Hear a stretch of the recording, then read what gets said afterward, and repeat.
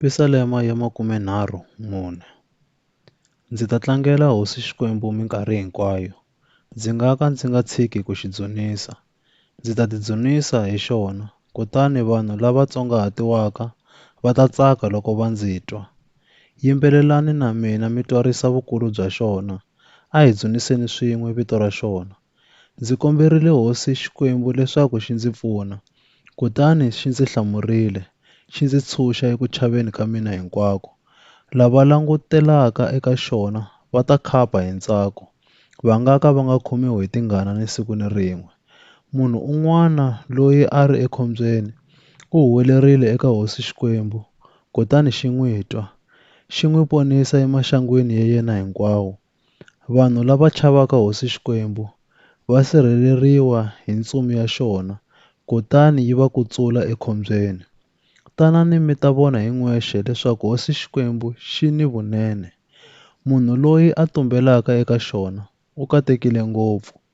Chavani hosi Xikwembu n'wina vahlawuriwa va xona, hikuva lava va xi chavaka a va pfumali nchumu. Tinghala ti nga pfumala swakudya, ti twa ndlala, kambe lava lavaka hosi Xikwembu a va nga pfumali ni xilo xin'we lexo saseka. N'wina vana vanga, tanani mi ta twa. Ndzi lava ku mi dyondzisa ku chava hosi Xikwembu. Loko mi navela vutomi lebyinene ni ku kuma mikateko emasikwini ya n'wina ya ku hanya, chavani ku vulavula leswo biha. Mi nga tshuki mi kanganyisa van'wana hi marito. Tshikani leswo biha mi endla leswinene. Lavani kurhula, mi tiyisela endleleni ya kona, hikuva hosi Xikwembu xi hlayisa lavo lulama. Loko va rila eka xona, xa va yingisa, kambe xi lwa ni lava endlaka leswo biha, xi va herisa leswaku va nga ha tsundzukiwi laha misaveni.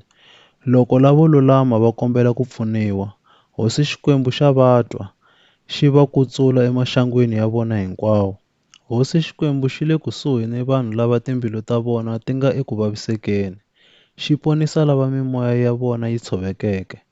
Munhu lowo lulama u hlangana ni miringo yo tala, kambe hosi Xikwembu xi n'wi hlulela yona hinkwayo. Xi hlayisa swirho swa yena hinkwaswo, leswaku ku nga tshoveki ni xin'we xa swona. Munhu wo homboloka u dlawa hi vubihi bya yena, ni lava vengaka munhu wo lulama va ta biwa. Hosi Xikwembu xi ponisa malandza ya xona. Eka lava tumbelaka eka xona ku hava ni un'we la nga ta biwa.